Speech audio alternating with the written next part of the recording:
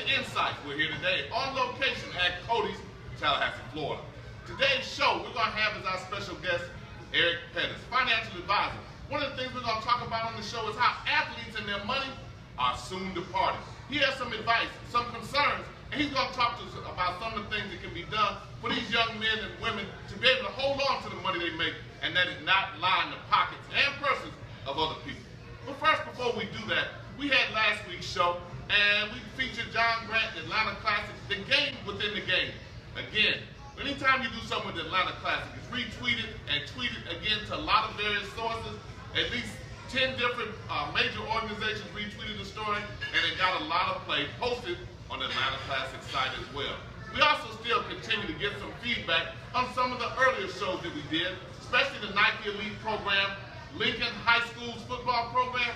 It still gains a lot of interest on the internet, and the story and the YouTube version continuously picks up more steam as more people go on to find out about the outstanding high school program at Tallahassee Lincoln High School. But now we're going to go on and do some of our special features that we bring to you in the opening segment each and every week. And we're going to start off with Rick Brown from the Lakeland legend, himself a legend, and we're going to start with his peep on the pros. Hey, thanks, Coach.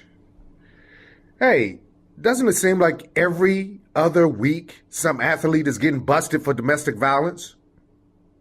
I mean, it's good the NFL is taking the lead to be in the forefront of this because domestic violence of any kind is unacceptable. Let me say that again. Domestic violence of any kind is unacceptable. Men, you should never put your hands on a woman. She can call you all sorts of things other than a son of God. Just walk away. It's not worth it. And it goes for women too. There's no need to hit them upside the head, ladies. Just leave it be. Let it go. But I really want to focus on the men right now, especially the high school young adults and the college men. Guys, listen, it does not make you a bigger man by hitting a woman. In fact, it makes you weak, actually. These are sisters, aunts, even mothers.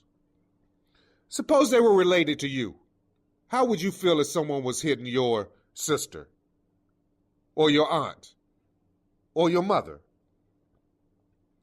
Guys, on the real, it takes real men in that instance just to walk away. And I'm glad the NFL is finally getting it. Hopefully the rest of society will get it too. That's it for me. Follow me on Twitter at RickBrown91. For insights, I'm Rick Brown. Back to you, Coach. Appreciate it, Rick. That story just won't go away until we start to make some changes. Hello, everybody. This Billy Boy. Hey, Coach Clayton. I'm back again for another edition of Locker Room Rant. Now, taking a look in the college scene today and over the weekend, there's a couple things come to my mind. You got to say something about them Gamecocks at the University of South Carolina. Outside of that name, Gamecocks, I never figured out how that's supposed to put fear and trepidation in the heart of your opponents. I ain't really figured that out. But anyway, the Gamecocks athletic administration did something commendable. They guaranteed 4-year scholarships like they used to have back in the day, where when you sign to go there, you got a 4-year scholarship. They ain't year-to-year renewable like they are at 99.9% of the other institutions.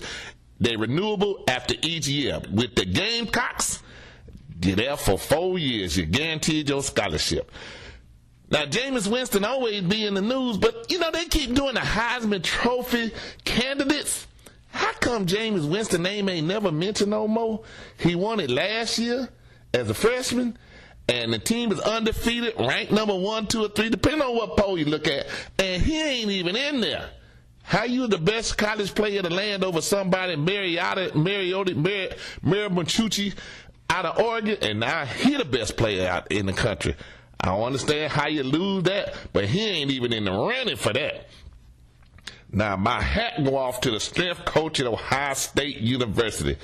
In the game this weekend, when they were playing Cincinnati, they had somebody run across the field. Now these people always kill me trying to get their picture on ESPN and everything running across the field.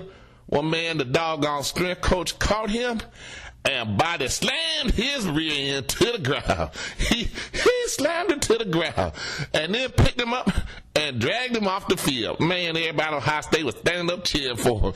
He ain't got to worry about him going across the field no more. His backside was hurting because he just slammed it, bam, to the ground. My hat's off to him. Now that's an addition of law and order that came on the college field.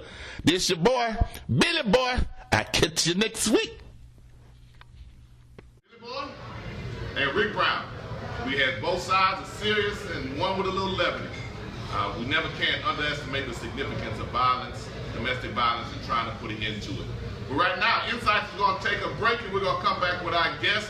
We're going to talk with Eric Pettus, and we're going to get some insight into some of the things that go on with these young men and their money and how soon it departs their pocket. It's Insights. We'll be right back.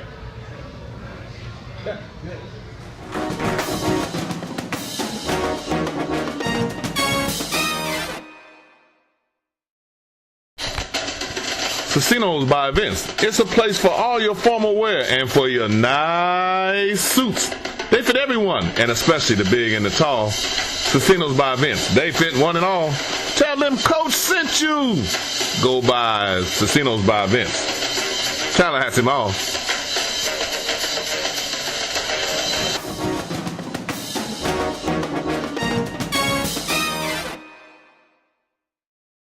In 5, 4, 3, 2.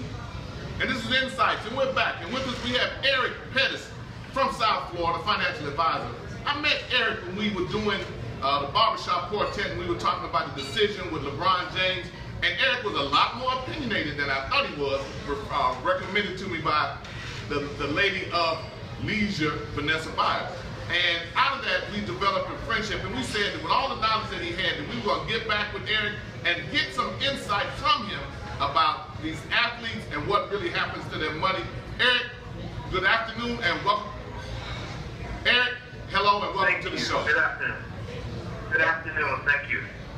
Eric, we got a chance to get your bio and resume and all the official things that you send out. You had like 29 titles. One of the things that we're really interested in is some of the financial planning that you do. Could you explain that to the audience a little bit? Well, basically, financial planning is the process where we have people come in, they sit down, they share with us their goals, and then we review their income and their expenses and figure out how much money they have left after they've paid all the bills.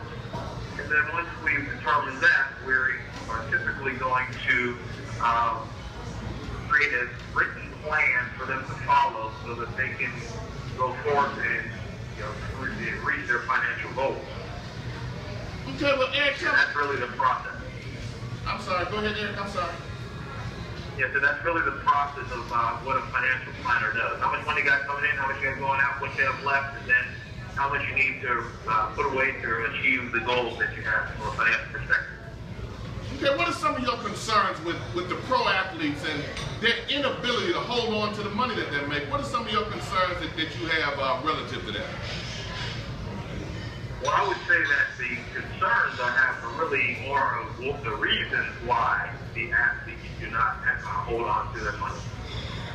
One of the biggest reasons that they don't hold on to their money is that they subscribe to an environment or a culture that says that they're supposed to be handheld and people are supposed to do everything for them. Many of them are told, just play ball and someone else will handle their financial affairs. So it's almost prestigious for them to have somebody to handle their affairs for them. And oftentimes I'm told by athletes, I don't know how much I have or I don't know how much I spend. My people handle that.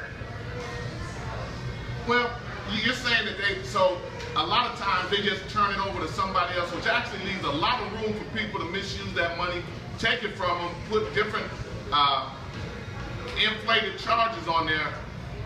How do you handle that? I mean, what is the key to breaking through that? Well, the key to breaking through it is for them to take a greater ownership of their own financial circumstances, and to also understand that the money that they make, while it sounds like a lot that you've got a contract for $20, $30, $40 million, that's not a lot of money depending on how you spend it. You know, one of the biggest things that people say is, oh, I'm going to live off the interest. Well, very few athletes are living off of the interest. Sounds good, it's a great thing to say, but the reality is that very few of them actually have put away the amount of money that they're living off of. And when I explain to them what living off the interest really means, many of them are just shocked. They're like, oh, I could have done that, but nobody ever told me that. You know, for example, if I tell them, if you've got $10 million and you put $10 million into the bank and it's invested, if I can achieve a 5% rate of return on that money, then you got $500,000 a year to live off of without ever touching principal. Well, if you go buy a $6 million house and you're paying $40,000 to $50,000 a month in expenses, you're going to start having to touch it principal. And every time you touch $1 of that principal, that's one less dollar that you have that 5% interest on, and you're going to end up having to make a snowball. It's going to end up being something where you start to touch more and more principal until you finally run out. Well, Eric, tell me, when you get young men that really haven't had any training in financial planning, how to account for the money they spend, which is a lot of people in college, not just the athletes, but just the normal students, even those who are majoring in business and have taken some college courses along that line, it's an extremely difficult process for them to be able to understand the significance of trying to raise or hold on to that money. Yeah, I mean, it is. And what I find often is that people have a mindset and a mentality that you just can't tell people that look like us that they can't spend their money on what they want.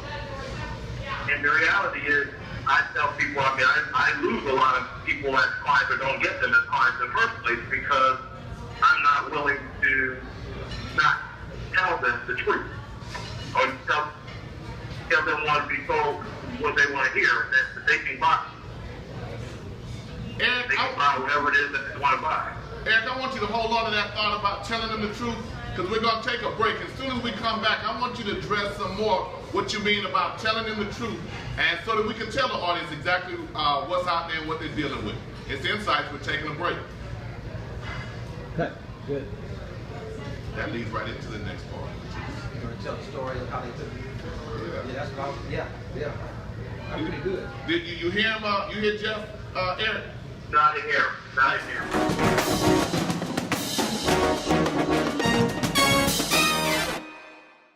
Santa Moss, one of Carol City finest, and wide receiver of the Washington Redskins. Tune in to Insight. Talk that talk.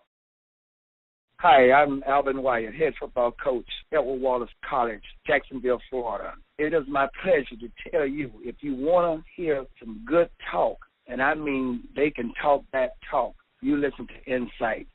Check it out. You'll love it.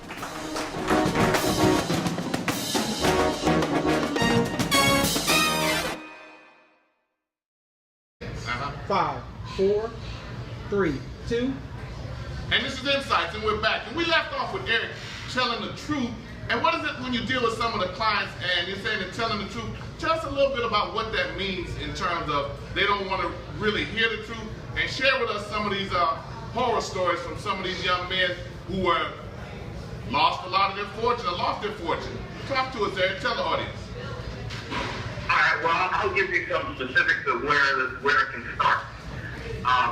Not long ago, I met with a gentleman that was getting ready to prepare for the NFL draft.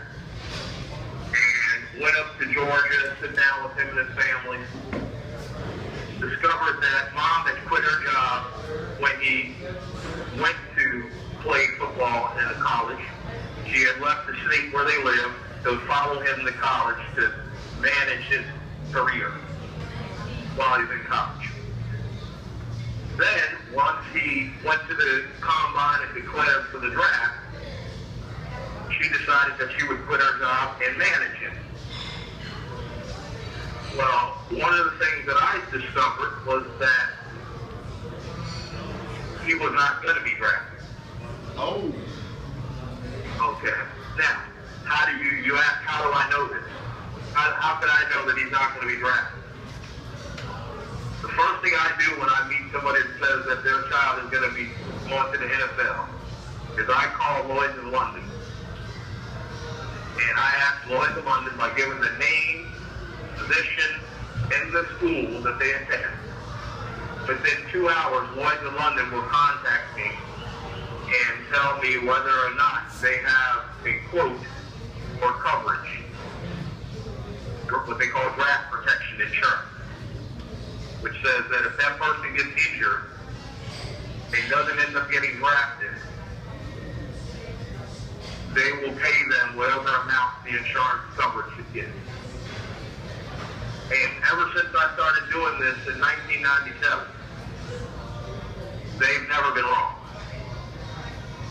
So I call up, and this is typically how it works. If Lloyd's of London calls me back and says, we don't have anything on this player, that means at that current time, they're not projected to be drafted. If they say 500,000, that typically means that they're going to be somewhere between the 4th and 6th round pick. If they say $1 million, that's going to be 2nd to 4th round. If they say $2 million, that's going to be bottom of the 1st to somewhere in the 2nd. And if they say $5 million, that means they're a top 5 pick. The only variables I've seen is from that if they say anything under $5 million and above $2 million, that's when I can't really tell you where they're getting picked, but it's going to be somewhere in the 1st round. Okay? And they've never been wrong. So, I tell this person, mother and son, you're not projected to be drafted. So, if you're going to get an agent, the agent's telling you they're going to give you a car, don't take the car because they're going to probably want it next. Or you're going to have to figure out how you're going to afford to pay for it. My advice is do not purchase anything until after the first season. So what does the kid tell me? I can't go to the league driving no Honda. So I say, if you want to go to the league and you want to buy a car that you can't afford and have to give it back, then take the car from the agent. Lo and behold, first went to the draft, they were not drafted. The other thing that happened in that case, mom decided to throw a draft party. I said, don't throw a draft party on the first day of the draft. He's not going to get drafted. That's going to be embarrassing. He's going to be upset. It's not going to be a good thing. If you want to throw a party, tell everybody you're going to have a party all weekend. If you want to have a cookout barbecue or what have you, or wait till the last day of the draft. But don't do that on the first day. Did it on the first day, everybody sat around, party was over, no draft. Second day comes, third day, no draft. Now, I didn't get that person as a client. Now they did go as a free agent, and they made a practice squad. I didn't get that person as a client because again, wasn't willing to tell them you're going to be a first rounder. And then that after you're not, have to explain, these things are funny sometimes, and all the other excuses that the agents give. Well, I think a lot of people get the wrong idea in terms of the items that you see the young men get, that the agents actually are buying those for them, and they have to pay for those things as soon as they almost take their money off the top, don't they, Eric? They take their money off the top, and they charge them ridiculous amounts of interest. Whatever legally is the highest they can charge, that's typically what they're charging. So they charge the vehicle, they charge the interest, and then they do a service charge because they're their client, so they automatically get some money off of it, right? Exactly. Okay. So, in your view, now, what about some of the guys who've been in the league already and lose money? Share some of those stories that they have and what happens. Do you find a lot of times that the biggest problems are their alcohol and drugs, families, hangers-on, bad choices in women? What do you think usually happens in terms of what really happens to them that separates them from their money the most? To be honest with you, it's none of the things you mentioned. Okay. Those are byproducts of it. Typically, they're doing the drugs and alcohol because they're at the end of the career and they turn to that. They may have been a user, but they turn to it more heavily when they don't have more money. But the perception is that they're spending it on the women and they're spending it on the family and all this. But the reality is, they are hiring people that don't look like them, that have preyed upon them by giving them trinkets and cash and money while they're in school, all with the understanding that once they go pro, all the money that we invested in this person, we're going to give back in more. So they make bad choices in terms of the person they trust to handle their money. Exactly. Anybody that is, typically how you're going to get these players, you're going to drink with them, smoke with them, send strippers to them, show them all the bling that they want, give them the jewelry, give them the car, say all these things, and now you're setting them up. And I know that to be true. We had a young man when I was coaching the basketball team at Florida A&M, 7-1, and the agents went after him. It was just a remarkable experience. And he was always coming to me with a new cell phone number where he was changing his phone number, because even though it wasn't listed, they were getting his phone number, they would send women to get the numbers, and they would just harass and call him and just, it was really something. So I know just in that instance that we dealt with, I just can imagine in a major football program, the number of hawks that go after these athletes, and that's their job, to get some access to them. Oh yeah, definitely. And again, a lot of the time, they feel they're getting treated special. Some of it's important. Somebody's dating you. If somebody's taking you out to eat and they're spending your time and your money and give you a lot of attention, you suddenly feel like they love you. Right. Well, insight. The reality is that they're setting you up to feel for them. Okay. It's Insights, and we're going to take a break, and we're going to come back and finish our discussion with Eric. I hope that this is enlightening to you, because it is to me. We're going to come right back. Insights taking a break. Follow us.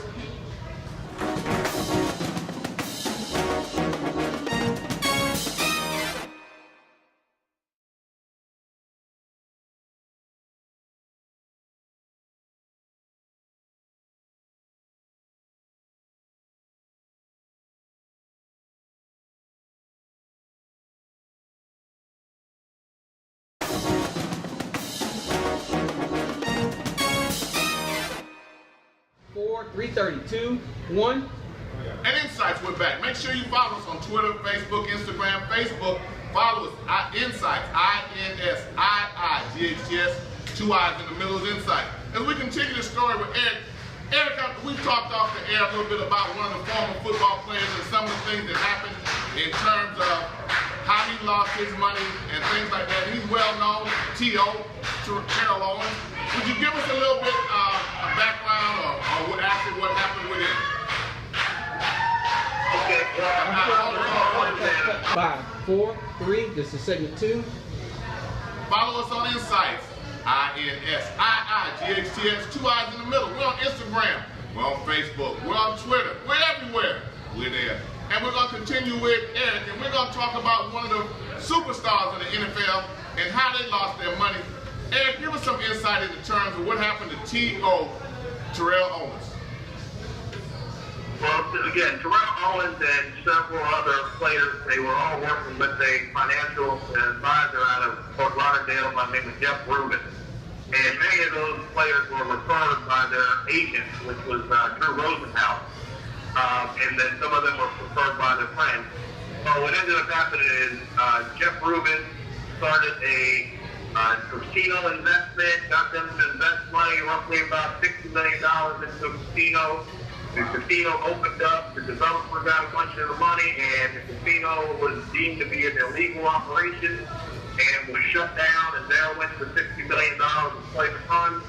There were quite a few other limited partnerships and investments that were created that I reviewed and deemed them to be not really appropriate investments, and many of them appeared to be not real investments, and siphoned off millions of dollars of these players' money.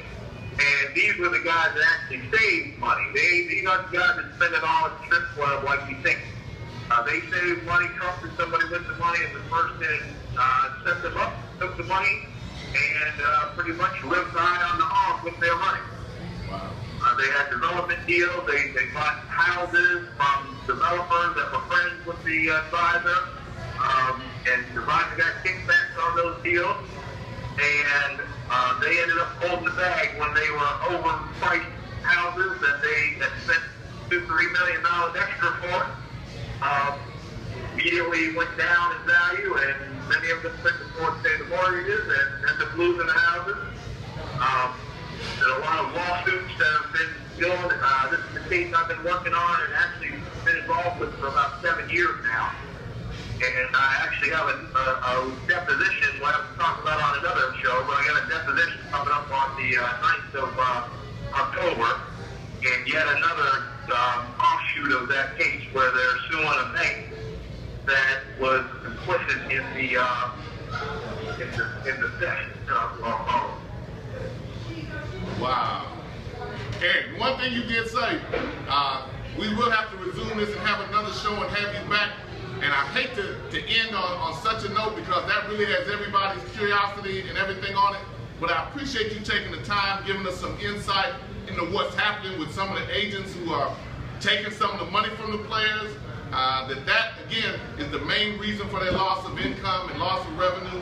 The other things we thought would have been ahead of that, the women, drugs, family, cars, and all of that, but making bad investments and trusting the wrong person seems to be the key. But Eric, we're going to have you back again. We appreciate you being on Insight, and that closes our show, and be ready for next week. We'll be back again on Insight. Thanks a lot.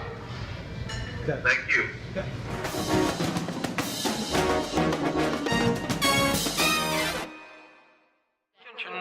Stay up to date with the latest from Insights. Visit our website at insights.com. 2 eyes in the middle, insiights.com. Insights is a copyright of Mac4 Enterprises, a Florida corporation. This broadcast is produced under the exclusive ownership of Mac4 Enterprises and is the intellectual property and trademark of Mac4 Enterprises. The comments of the host and other individual speakers on Insights represent their independent thoughts and representation.